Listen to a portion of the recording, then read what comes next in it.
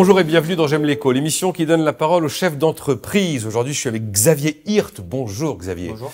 Et Alexandre Blanes. Bonjour. Vous êtes les deux cofondateurs d'Impact 360, directeur commercial pour Xavier, directeur technique pour Alexandre. Vous êtes une agence spécialisée dans les visites virtuelles en 3 dimensions, vidéo 360. Alors, vous parlez de contenu immersif en réalité virtuelle augmentée. Donc de la vidéo 360, des mises à jour de Street View Google, de la modélisation 3 dimensions pour l'immobilier, des créations de jumeaux numériques, on en avait déjà parlé dans J'aime l'éco, des showrooms virtuels. Qui sont les clients qui viennent vous voir? On peut avoir un petit peu toute typologie de clients. Ça va venir du grand groupe qui cherche à créer des expériences immersives abouties pour créer du nouveau contenu, une façon différente de communiquer. Ça va être des entreprises locales qui veulent utiliser les visites virtuelles pour être simplement mieux référencées. Alors là, c'est vraiment sur la partie algorithme Google, mais on va parler des visites virtuelles Google Street View. Et ça va être après des écoles, des musées qui veulent justement proposer un nouveau contenu pour adresser soit des publics empêchés, soit créer des modules de formation. Donc, voilà. Et pour être très basique, quand on parle de contenu immersif en réalité virtuelle augmentée, est-ce qu'il faut un casque sur les yeux pour rentrer dans ces univers-là? Comment ça se consomme en fait? En fait, ça va se consommer sur toutes les plateformes qui existent. En fait, le casque, on pense souvent au casque quand on parle de réalité virtuelle, etc. Oui, mais en fait, c'est très peu utilisé. Globalement, la majorité des expériences va s'utiliser sur un smartphone, sur un ordinateur, voilà, exactement.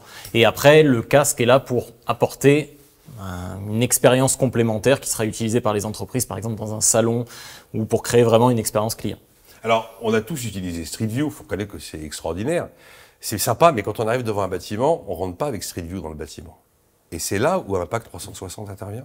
C'est ça. En fait, une partie de notre activité fait que vous avez la voiture Google qui est là pour faire les lieux publics. Oui, oui. Et en fait, nous, on est appelés après par les professionnels, donc qui peuvent être un boulanger, une école, un musée, peu importe, pour faire l'intérieur des établissements. Donc en fait, on va faire exactement la même chose que sur Street View, que ce que vous avez sur Google, mais on va le faire à l'intérieur de l'établissement pour qu'ils aient leur Street View personnalisé. Je comprends. Et en fait, ils font ça quoi? Comme support de communication, avec une vraie stratégie derrière? Le fait d'être, je ne sais pas, une école et de se dire, tiens, j'ai maintenant mon contenu immersif en réalité virtuelle augmentée. Quoi, c'est pour donner envie aux parents de mettre leurs enfants? C'est pour que les parents puissent voir l'école avant la rentrée des classes? Enfin, Oui. Est-ce que tout ça est si nécessaire? Alors, il y a le volet Street View, effectivement, où c'est très consulté, mais après, pour revenir par exemple sur l'exemple des écoles, tout ce qui est, on va dire, journée porte ouverte digitale, sortie Covid, avait vraiment du sens, et ont toujours du sens, parce que peut-être que je suis étudiant à Montpellier, mais que je vise une école à Paris, et pour visiter les locaux, les infrastructures, le Crous, et puis les accès attenants, la visite virtuelle est un bon outil. On imagine bien que les lieux culturels aussi, ça a quand même tout son sens. Mais donc, vous allez réaliser, c'est vous, Impact 360, qui allez venir avec des outils pour réaliser le produit fini. C'est ça. En fait, en fonction de la typologie de client et du besoin qu'il va avoir, on va déployer tel ou tel matériel de façon à ce que ce soit le plus adapté à ses objectifs, à son budget, à sa cible. Et on va le faire une solution clé en main pour qu'il reparte avec une expérience immersive qui correspond à ses attentes. Et généralement, la motivation pour lui d'avoir cette expérience immersive, c'est quoi? Mieux communiquer, augmenter le taux de transformation. Alors quand on est dans des expériences type showroom virtuel marchand, là voilà, c'est une nouvelle façon de communiquer, on peut toucher un public vraiment cible et puis voilà, proposer une nouvelle façon de consommer. Et alors vous avez lancé une plateforme qui visiblement permet de commander de n'importe où en France sa visite. Oui. Comment ça fonctionne ? Et est-ce que ça y est, c'est opérationnel? Oui, en fait, l'idée c'est que suivant les typologies de clients qu'on va avoir, on va avoir des clients, notamment en immobilier, qui vont consommer énormément de visites virtuelles. Ils n'ont pas de besoin très spécifique, c'est souvent le même type de visite et ils ont du coup besoin d'avoir une présence nationale et d'avoir leur visite virtuelle rapidement. Donc en fait, ils mettent leur adresse, le métrage carré, ils choisissent telle ou telle option en fonction sur la plateforme et ils commandent avec un planning dynamique et ils ont quelqu'un qui vient chez eux réaliser la visite virtuelle. Vous êtes sur un marché en croissance, j'imagine que comme beaucoup d'entreprises du numérique, Covid vous a... Oui. Mais alors attention parce qu'il y a tous ceux qui atterrissent de Covid aussi, tous les secteurs qui ont fait des grands booms et des grandes croissances et qui tout d'un coup connaissent des lendemains douloureux, mais pour vous? Alors c'est vrai que le Covid a aidé la visite virtuelle avec tout son sens, justement pour les journées portes ouvertes, pour les musées.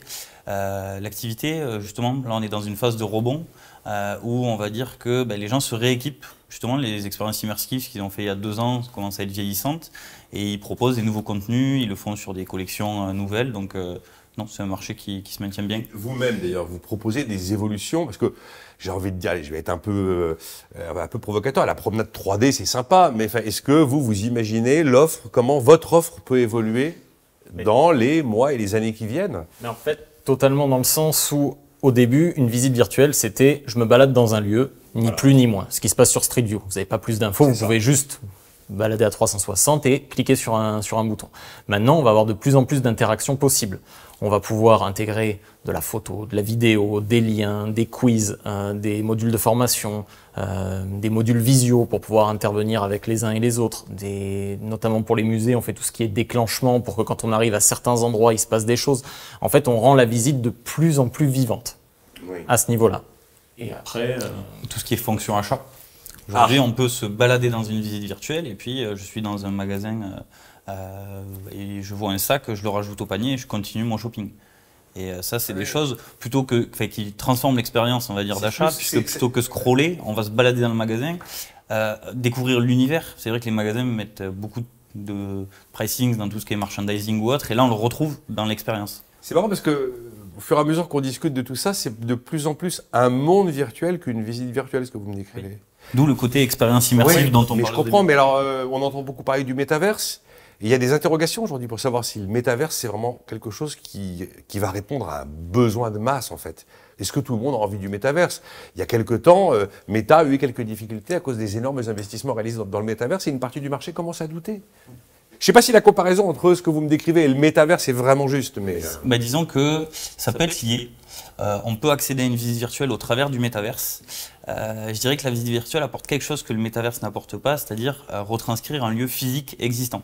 Si, par exemple, demain, je veux voir un musée virtuellement, je préférerais le voir à partir de photos 360 que un musée pixelisé qui a été...